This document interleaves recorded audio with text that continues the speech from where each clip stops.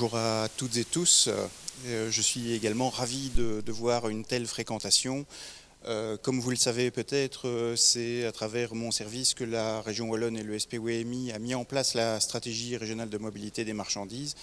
Et donc pour nous et pour toute l'équipe, c'est un moment important de voir une étape comme celle-ci se concrétiser. Alors je suis chargé de vous parler de la gouvernance de la stratégie. On a évoqué à plusieurs reprises le fait que cette gouvernance, elle est intrinsèque au fonctionnement de la stratégie et qu'elle est absolument nécessaire pour atteindre les objectifs.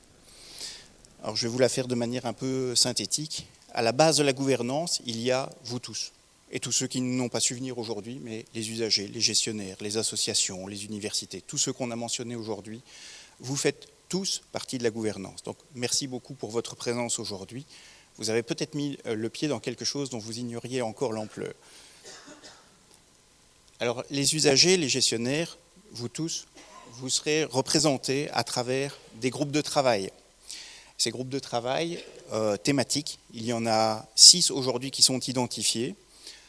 Préparer le futur, renforcer le rôle moteur des pouvoirs publics, développer les infrastructures au service des usagers, optimiser les chaînes de déplacement multimodales, renforcer l'efficience et la sécurité du transport et guider vers les transports durables. Je ne vous les ai pas écrits parce que vous allez en entendre parler toute la journée. Aujourd'hui, un seul de ces groupes est opérationnalisé et vous allez en entendre parler après. C'est le groupe Préparer le futur qui est piloté par Logistics in Wallonia. Ces groupes de travail vont avoir plusieurs objets, mais réfléchir aux actions qui sont nécessaires pour faire avancer la stratégie régionale et notamment identifier des potentiels nouveaux projets pour avancer dans cette direction. Ils sont constitués par des promoteurs, des personnes de référence qui ont été identifiées comme ayant une légitimité particulière sur le thème qui leur est confié. C'est le cas de Logistics in Wallonia dans le cadre de l'option Préparer le futur.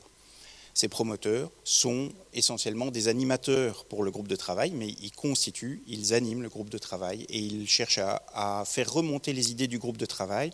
À le faire remonter où? Mais vers un comité exécutif, qui est un comité plus de gestion de la stratégie, dans lequel on va retrouver l'administration qui m'occupe et également les promoteurs des différents groupes de travail qui, eux, vont réfléchir à l'opérationnalisation de toute une série d'outils, notamment la labellisation de projets qui ont été constitués en dehors de la SRM, mais qui contribuent pour autant à la SRM, l'identification de nouveaux projets, de nouvelles stratégies et également tout un travail de reporting à travers l'analyse d'indicateurs qui seront mis en place. Et donc ce reporting s'adressera à qui? Dans un premier temps, essentiellement au comité stratégique. Alors le comité stratégique, ce sont les représentants des différents ministres et des différents SPW qui seront réunis en moyenne une fois par an pour se prononcer sur un rapport d'activité qui leur sera remis, d'une part, mais également sur les nouvelles orientations éventuellement à donner à la stratégie au cours du temps. Et évidemment, les décisions de ce comité stratégique ont vocation à percoler à travers toute la structure de gouvernance jusqu'aux usagers. Et il y a un moment dans lequel l'ensemble de ces structures sont réunies pour discuter, pour avancer, pour aller plus loin. Et ce moment, c'est le congrès dont on parle aujourd'hui. Vous participez à la première édition de ce congrès qui est vraiment la synthèse de la gouvernance de la stratégie régionale de mobilité des marchandises. Voilà, je vous ai fait un petit topo, mais vous allez entendre maintenant successivement les différents orateurs qui vont entrer dans les détails du fonctionnement de différentes rubriques qui sont présentées ici. Je vous remercie et je vous souhaite une bonne journée de travail.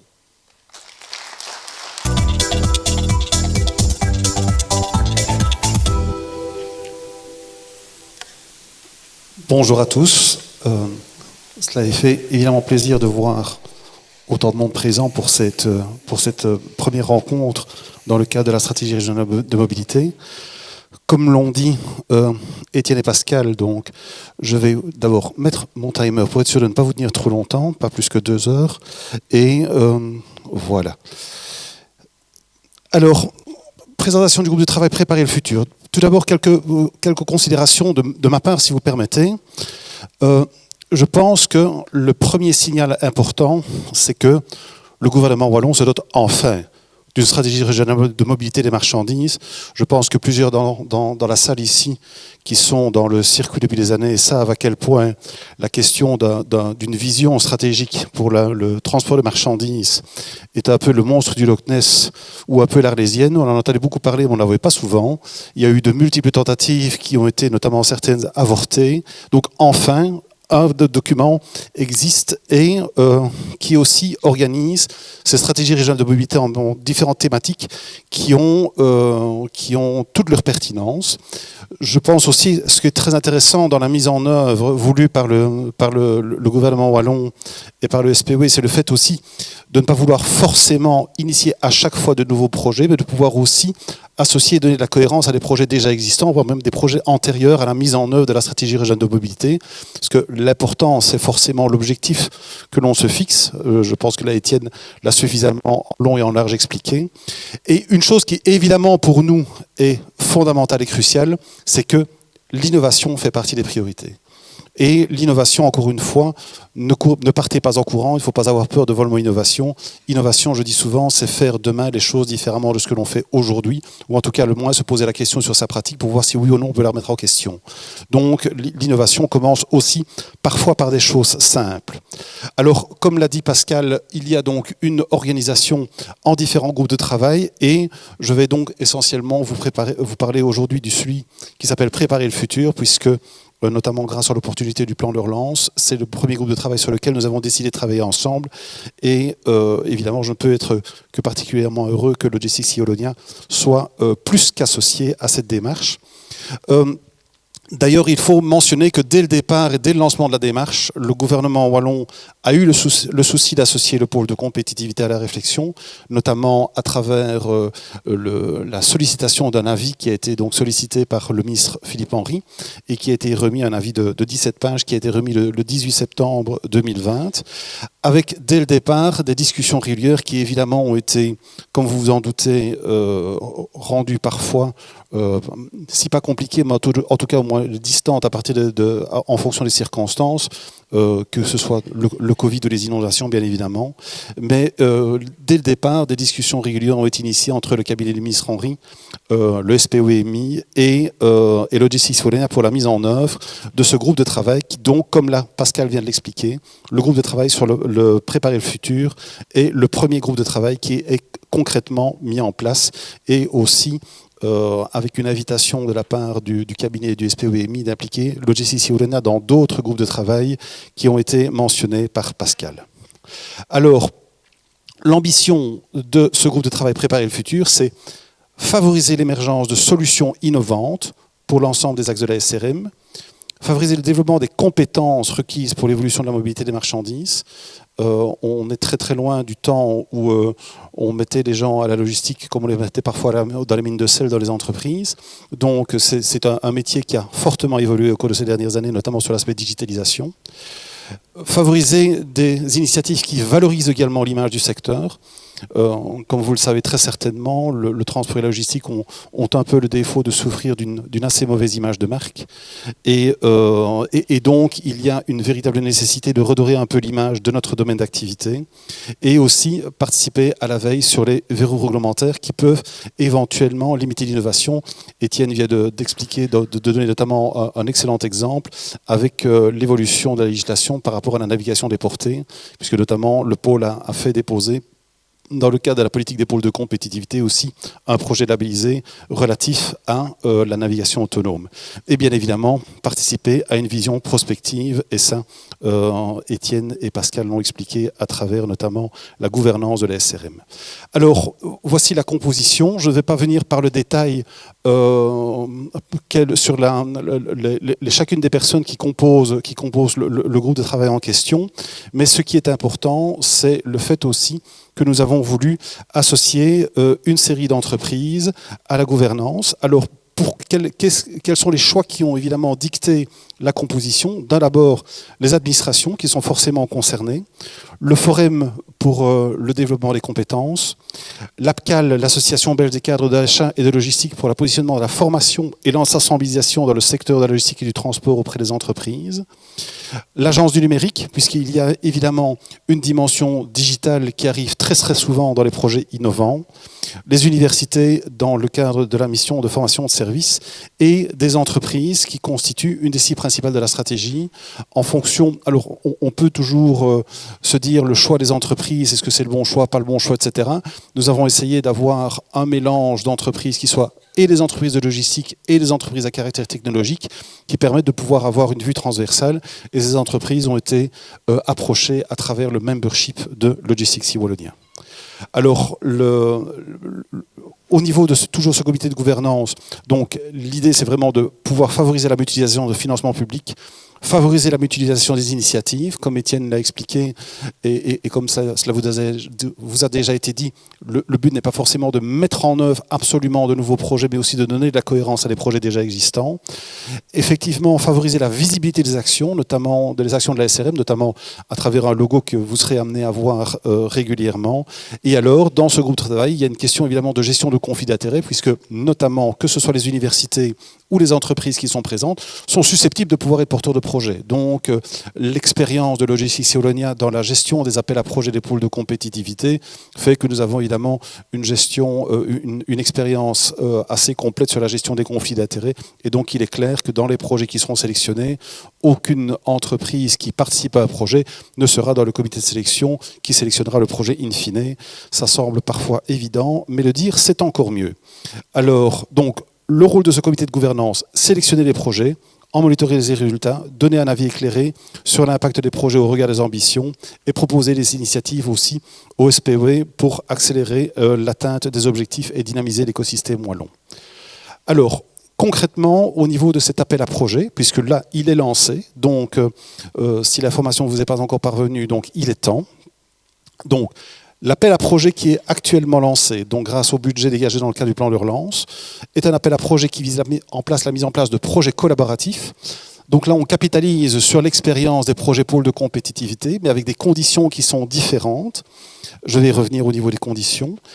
Des concepts originaux qui valorisent l'image du domaine, des initiatives permettant le déploiement de nouvelles aptitudes, des études de faisabilité technique, réglementaire ou opérationnalisation de nouveaux concepts et des tests opérationnels d'un prototype ou d'une solution originale. Donc on peut aller relativement loin dans la concrétisation d'un projet et dans la mise en place de ce qu'on appelle souvent des POC, des Proof of Concept, avec un projet véritablement concret et implémenté sur le terrain. Alors, les thématiques sont, je ne vais pas les passer par le détail, vous les voyez ici et je suppose que ma présentation sera mise à votre disposition. Et de toute façon, les thématiques se retrouvent aussi sur la page, sur notre site qui donne le détail de l'appel à projet. Donc, vous avez les différentes thématiques qui sont mentionnées ici. Et au niveau des critères d'éligibilité, donc il s'agit d'un projet collaboratif avec au moins 2 partenaires. Donc ça, c'était important. Donc nous avons voulu, et cela a aussi été souligné par Étienne, l'importance de la collaboration entre les différents acteurs du domaine. Dans le cas d'une étude de faisabilité ou d'un test opérationnel, il faut au moins une PME wallonne par projet. Toutes les entités sont établies en Wallonie sont éligibles. C'est aussi une différence par rapport, pour ceux qui les connaissent, par rapport au projet pôle de compétitivité, dans lequel, dans le volet entreprise, seules les entreprises établies sous forme commerciale sont éligibles aux appels à projet pôle de compétitivité. Ici, ça peut être le cas d'une ASBL, d'une fédération, un centre de recherche, un organisme de formation. Et il y a évidemment une avec l'administration de l'éligibilité financière des entreprises, puisque, bien évidemment, les entreprises qui seraient en difficulté financière ne peuvent pas être éligibles à de tels projets. Donc, les critères sont relativement souples et surtout donnent la possibilité à toute une série d'entités. Nous avons, par exemple, au niveau du pôle, beaucoup de contacts avec, par exemple, soit des SBL, des entreprises d'économie sociale, ou éventuellement des villes qui souhaitent aussi mettre en place des projets, mais qui ne peuvent pas le faire dans le cadre de l'actuel décret à la recherche et dans le cadre des critères d'éligibilité qui sont relativement restrictifs pour les décrets à la recherche.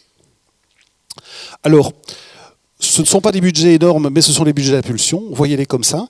Donc, vous voyez ici les différents types, les différentes catégories de projets, les différents montants qui sont réservés, ainsi que les durées avec le subside maximum par projet. Donc, je ne vais pas les détailler non plus colonne par colonne ou 15 par 15.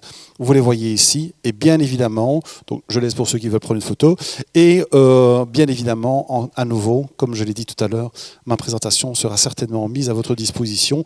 Et de toute façon, cette information-là aussi se retrouve sur notre site internet.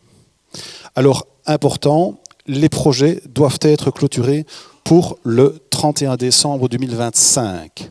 Donc, en fonction de la durée des projets, vous voyez comment il faut se caler, tenant compte aussi de la période qui est liée au conventionnement du projet, puisque cela passera par une convention entre le porteur de projet et l'administration, notamment pour pouvoir régler les obligations de chacune des parties et régler bien évidemment le financement du projet.